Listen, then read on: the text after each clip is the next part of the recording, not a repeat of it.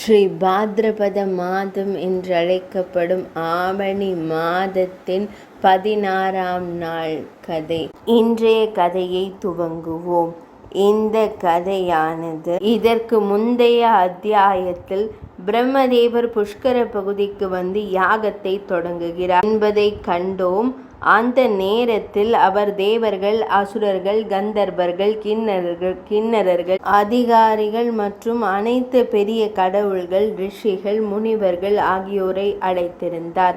அந்த நேரத்தில் அசுரர்கள் தங்களது ஆணவ வார்த்தைகளால் பிரம்மதேவரிடம், இந்த நேரத்தில் நீங்கள் யாகம் செய்கிறீர்கள், எனவே தாங்கள் கடவுள்களை துன்புறுத்த மாட்டோம், நீங்கள் அமைதியாக யாகம் செய்யலாம் என்று கூறுகிறார்கள். தாவோனிடமிருந்து இதை கேட்டதும் பிரம்மதேவர் மிகவும் மகிழ்ச்சி அடைந்தார். சிறிது நேரம் சென்ற பின்னர் தங்கள் யாகத்தின் கதையை கேட்ட பிறகு ஒரு பெரிய ரிஷி முனிவர் குழு அங்கு வந்தது. பகவான் ஸ்ரீ மகாவிஷ்ணு அவர்கள் அனைவரையும் வணங்கினார். பினாக்கதாரி, அதாவது பினாக்க வில்லை ஏந்திய மகாதேவர் அவர்களுக்கு ஒரு இருக்கையை வழங்கினார். மேலும் பிரம்மதேவரின் உத்தரவின் பேரில் வசிஷ்ட முனிவர் அவர்கள் அனைவருக்கும் நீர் வழங்கி அவர்களின் நலம் குறித்து விசாரித்தார். அதன் பின்னர் புஷ்கர பகுதியில் வசிக்க அவர்களுக்கு ஒரு இடம் வழங்கப்பட்டது. பின்னர் அவர்களை இங்கே வசதியாக தங்க கூறினார்கள்.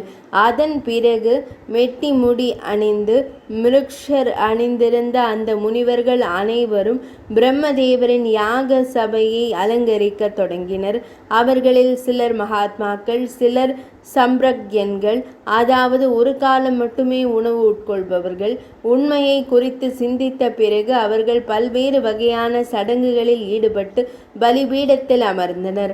அந்த துறவிகள் அனைவரும் புஷ்கர நீரில் தங்கள் பிரதிபலிப்பை கண்டவுடன் மிகவும் அழகாக மாறினர். பின்னர் ஒருவரை ஒருவர் கண்டு, இது என்ன, இந்த தீர்த்தத்தில் என் பிரதிபலிப்பை கண்டு அனைவரும் அழகாகிவிட்டனர் என்று நினைக்கத் தொடங்கினர். அப்படி நினைத்து துறவிகள் அதற்கு முக்தர்ஷன் தீர்த்தம் என்று பெயரிட்டனர். அதன் பிறகு அவர்கள் நீராடிவிட்டு தங்கள் சடங்குகளில் மும்முரமாக ஈடுபட்டனர். அங்கு வசிக்கும் அந்த வனவாசி முனிவர்கள் அனைவரும் அந்த ஏரிக்கு சிரேஷ்ட புஷ்கரம் என்று பெயரிட்டனர். அதன் பிறகு பிராமணர்களுக்கு பல்வேறு வகையான பாத்திரங்களை தானமாக வழங்கிய பின்னர் அந்த த்விஜர்கள் அனைவரும் சிறந்த தீர்த்தமான பிராக்ஷி சரஸ்வதி தீர்த்தத்தில் நீராட வேண்டும் என்ற விருப்பத்துடன் அங்கு சென்றனர். நதிக்கரையில் பல த்விஜர்கள் வாழ்ந்தனர். பல்வேறு வகையான மரங்கள் அந்த இடத்தின் அழகை மேம்படுத்தின. யாத்திரை அனைத்து உயிரினங்களுக்கும் இனிமையாக இருந்தது. பல ரிஷிகளும் முனிவர்களும் அங்கு வந்தனர். அந்த ரிஷிகளில் சிலர் காற்றை சுவாசித்தும் சிலர் நீரை அருந்தியும் வாழ்ந்தனர். சிலர் பழங்களை உட்கொள்பவராகவும் சிலர் இலைகளை மட்டுமே மென்றும் வாழ்ந்தனர். சரஸ்வதி நதிக்கரையில் மகரிஷிகள் மற்றும் முனிவர்களின் சுய ஆய்வு ஒலி எதிரொலித்தது. நூற்றுக்கணக்கான முருக கூட்டங்கள் அங்கு சுற்றி திரிந்தன. யாத்திரை அகிம்சை மற்றும் மத மகாத்மாக்களால் அலங்கரிக்கப்பட்டது. புஷ்கர தீர்த்தத்தில் சரஸ்வதி நதி சுப்ரபா, காஞ்சனா, பிராச்சி, நந்தா மற்றும் விசாலா என 5 நீரோடைகளில் பாய்கிறது.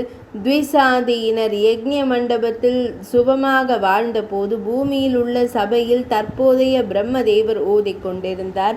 தேவதா லோகம் புண்ணியாவை ஓதி பல்வேறு வகையான விதிகளை பின்பற்றி யாகம் செய்வதில் மும்முரமாக இருந்தது. பின்னர் கடவுள் வழிபாடு இன்ப செல்வங்களால் நிறைந்த யாகத்துடன் தொடங்கியது. அந்த யாகத்தில் 2 சாதியினரும் விரும்பிய விஷயங்கள் அவர்களுக்கு தானாகவே தோன்றின. தர்மத்திலும் செல்வத்திலும் ஈடுபட்ட மனிதர்கள் அது நினைவுக்கு வந்தவுடன் அங்கு வருவார்கள். தேவ கந்தர்வர்கள் பாடத் தொடங்குவார்கள். அப்சராகி நிகழ்ச்சி நடத்த தொடங்குவார். தெய்வீக இசை இசைக்க தொடங்குவார். அந்த யாகத்தின் செழிப்பில் தேவர்களும் திருப்தி அடைவார்கள். அந்த இடத்தின் சிறப்பை கண்டு மனிதர்கள் வியப்படைவார்கள். புஷ்கர தீர்த்தத்தில் பிரம்மதேவரின் யாகம் இப்படி தொடங்கிய போது அந்த நேரத்தில் திருப்தி அடைந்த முனிவர்கள் சுப்ரபா என்ற பெயரால் சரஸ்வதி நதியை அழைத்தனர். தங்கள் தாத்தாவை கௌரவிக்கும் அதே வேளையில் வேகமாக ஓடும் சரஸ்வதி நதியை வணங்குவதன் மூலம் முனிவர்கள் மிகவும் மகிழ்ச்சி அடைந்தனர். இதனால் நதிகளில் வலிமையான சரஸ்வதி தேவி புஷ்கர தீர்த்தத்தில் பிரம்மதேவரின் சேவைக்காகவும் முனிவர்கள் மற்றும் துறவிகளை மகிழ்விக்கவும் தோன்றுகிறார். சரஸ்வதி நீரில் மூழ்குபவர் அஸ்வமேத யாகத்தின் முழு பலனை பெறுகிறார். விதிகள் மற்றும் உண்ணான் நோன்பால் தனது உடலை அங்கே உலர்த்துபவர். தண்ணீர் அல்லது காற்றை மட்டுமே அருந்தி ரத்வ இலைகளை பெற்று தவம் செய்பவர். பலிபீடத்தில் உறக்கம் கொள்பவர். விதிகள் மற்றும் விதிமுறைகளை பின்பற்றுபவர் தூய்மையாகி பிரம்மத்தை அடைகிறார். ஒருவர் ஆன்மாவின் உயர்ந்த நிலையை அடைகிறார். சரஸ்வதி தீர்த்தத்தில் ஒரு துளி தங்கம் கூட தானம் செய்தவர்களுக்கு அவர்களின் தானம் மேருமலையின் தானத்திற்கு சமமான பலனை தரும். இதை பிரம்மதேவரே முன்னோர்கள் முன்பு கூறினார். அந்த தீர்த்தத்தில் திருமணம் செய்து கொள்பவர்கள் தங்கள் குடும்பத்தின் 21 தலைமுறையினருடன் சொர்க்கத்திற்கு செல்வார்கள். அந்த தீர்த்தம் அங்கு ஒரு பிண்டத்தை வழங்குவதன் மூலம் மூதாதையர்களுக்கு மிகவும் பிரியமானது. அவர்கள் மறுபிறவி பெறுகிறார்கள். புஷ்கர தீர்த்தத்தின் மூலம் அவர்கள் முக்தி பெற்று பிரம்மலோகத்தை அடைகிறார்கள். அதன் பின்னர் அவர்களுக்கு உணவு மற்றும் இன்பங்களில் எந்த விருப்பமும் இல்லை. அவர்கள் முக்தியின் பாதையில் செல்கிறார்கள். பீஷ்ம பிதாமகரே, சரஸ்வதி நதி கிழக்கிலிருந்து பாயும் நதியாக எப்படி மாறியது என்ற கதையை இப்போது நான் தங்களுக்கு கூறுகிறேன். இது நீண்ட காலத்திற்கு முந்தைய விஷயமாகும். ஒரு காலத்தில் தேவேந்திரன் போன்ற அனைத்து கடவுள்களின் சார்பாக பகவான் ஸ்ரீ மகாவிஷ்ணு சரஸ்வதி தேவியிடம் கூறினார், தேவி, நீ பாஷ்ய கடலின் கரைக்கு சென்று இந்த பெரிய நெருப்பை எடுத்து கடலில் எறிவாய். இதை செய்வதன் மூலம் அனைத்து கடவுள்களின் பயமும் நீங்கும். ஒரு தாயை போல தேவர்களுக்கு ஒரு புதிய தானம் கொடுப்பாய். அனைத்தையும் படைத்த பகவான் ஸ்ரீ மகாவிஷ்ணுவிடமிருந்து இந்த அறிவுறுத்தலை பெற்ற அன்னை சரஸ்வதி தேவி, பகவானே, நான் சுதந்திரமானவள் அல்ல. தயவு செய்து இந்த பணிக்காக என்னுடைய நாயகரான பிரம்மதேவரிடம் கேளுங்கள். என்னுடைய நாயகரின் அனுமதியின்றி நான் எங்கும் ஒரு அடி கூட நகர இயலாது.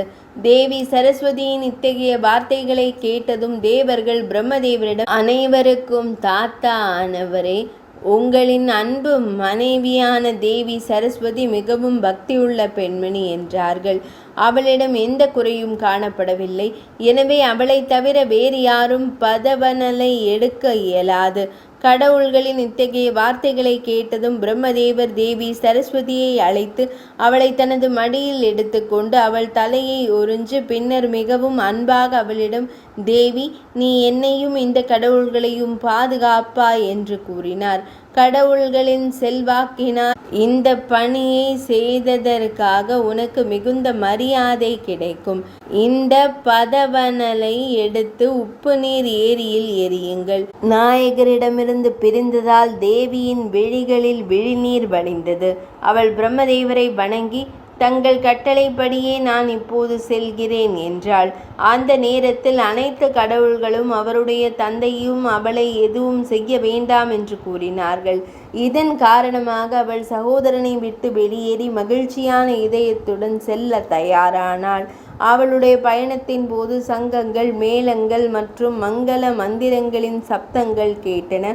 அவள் முன்னிலையில் இருந்து உலகம் முழுவதும் மகிழ்ச்சியால் நிறைந்தது. தேவி சரஸ்வதி தனது பிரகாசத்தால் வலம் வந்து ஒளியை பரப்பினாள். அந்த நேரத்தில் கங்கா தேவி அவளை பின்தொடர்ந்தாள். பின்னர் சரஸ்வதி கூறினார். சரஸ்வதி இதை கூறிய போது கங்கை இனிமையான குரலில் கூறலானாள்.